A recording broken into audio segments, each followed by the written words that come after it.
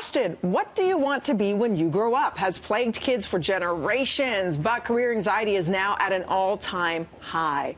Our next guest wants us to ask not what, but who do you want to become, with a book aimed for kids and adults. Please join learning architect and humanitarian Dr. Rumeet Billan. Thank you for being here. Thank you for having me. This is so important, and thank you so much for being here. Let's start with that staggering statistic.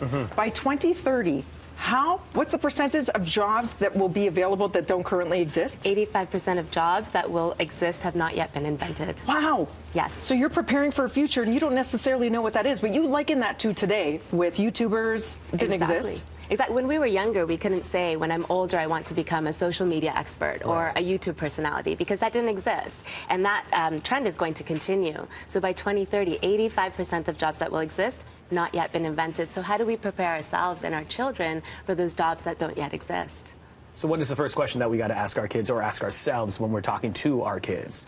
It's not what you want to be when you grow up, and we are conditioned to ask that question. We've been asked that question growing up as well, and instead it's focusing on who they are and who they want to become. That is critical for developing ourselves to be future ready. So you say, instead of saying, let's say I want to be a doctor, is it that you want to save lives? What is the underlying reason? What are the emotional reasons why you want to be that, so that you could build the skill set? Is that how you look at it? That's exactly it. So I was at a community event doing a book reading, and in this community in the Greater Toronto Area, 44% of children read below the provincial standard. And I was speaking to an 8-year-old boy, and I asked him, what do you want to be? And he said, I want to be a police officer. And then I asked him why, and he said exactly that, I want to save lives. So if we look at that piece and we start with saving lives, we actually open up the door to possibilities, because to save lives, you can do that by being a nurse. You can do that by being a social worker. You can do that by being a counselor. When we focus just on the what, we limit ourselves, and we also limit our children. By focusing on the who, we allow them to live in possibility. And so, it's the anxiety also. It is, right? yeah. There's career anxiety in this sense, and it's not just for kids. It's also, you're looking at the older kids in the high school age range and university age range, but then adults as well. Yeah. Absolutely, and there's so much anxiety and pressure that's put on children to know exactly what they want to be. And at such an early age, they have to decide their courses, right? And that course puts them on a specific track. They have to decide whether they're going to go to college, university, take a year off, and these decisions and this pressure is put on them at such a young age. But as adults, that pressure is put on us as well. Right. I mean, back in the day, we were just saying, long gone are the days of Barbara Walters, where you can have 60 years on air. That's done.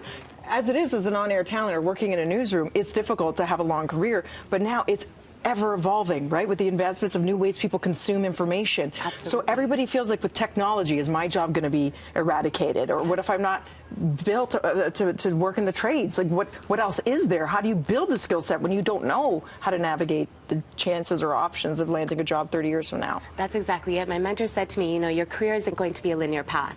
You're not going to go from A to B. There are going to be so many detours along the way, but to be open to that, right? And it encourages us to be flexible, to be adaptable, and these are the skills that we want our children to have, to be able to be flexible, to see what's out there. We want to expose them to different experiences and different people so that they have an idea of what the possibilities are. And it starts with who they are, not what they want to be. We were talking just off camera before we started this, and we're all on different paths than to where we are right now. Yes. And we would have had those anxieties as a kid. I want to take this course because I'm going to be a teacher, and that didn't happen. As adults, are you seeing the same sort of anxieties that maybe a high school or an early university or college student has, or that you are in adults that are well into their careers? Absolutely. I mean, I'm still trying to figure out what I want to be when I grow up, right? And I think many adults they're trying to figure out not just what they want to be, but who they want to be. And as adults, we focus on our legacy, right? What is our legacy? What do we want to be known for? What do we want to leave behind? But what if we started those conversations in high school, right? Instead of when we are adults and thinking, okay, is this really the job that I want to have? And you talk about something called tall poppy syndrome. Yes. What is it? Tall poppy syndrome is when people succeed and other people bring them down. And so I led a huge study in Canada, over 1,500 respondents. Women responded to the survey, and 87% of them said that they experienced tall poppy syndrome. When they succeeded, other people brought them down. They resented them. They attacked them. And if we, in our workplaces, if that's what we're doing to others when they're succeeding, well, what are we also signaling to our children? I've experienced that, and I still do to this day. It's only when you come up that the people who who you think are your friends might be using you, actually just want everything that you have, that you've worked hard to get, will do things to try and bring you down, form groups against you. It really is awful, and it's mostly, I hate to say it in my experience, women who've done that in the business, who I naively just helped and supported. And what that does is it makes you want to close off and just keep a really, really small circle, because that's the only way you feel protected. Absolutely. You can't trust anymore. So there's all that talk about women power and hold each other up, but they're not actually doing that, and it's hurtful. So how do we change that mindset? Absolutely, and we found in our data that it impacted women's self-confidence, right? It impacted things like negative self-talk, and we want to support them. Women and men, both men and women, experience it in various different ways. So how do we lift them up? And interesting to your story is they went against you because of what?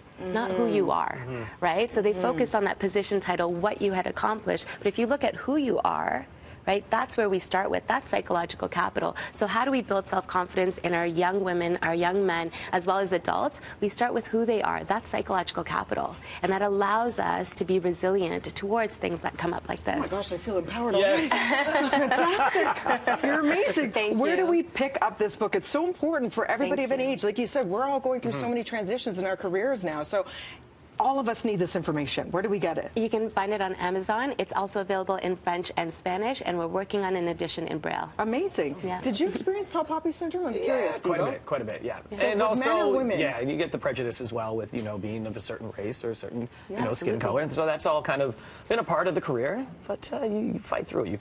You power through for them. Keep the good ones close. Yeah. Thank you so much. Thank you. Right now, we're going to throw things over to Mel for more information. breakfasttelevision.ca to get a copy. Brilliant. Thank you so much. Thank you. Thank you.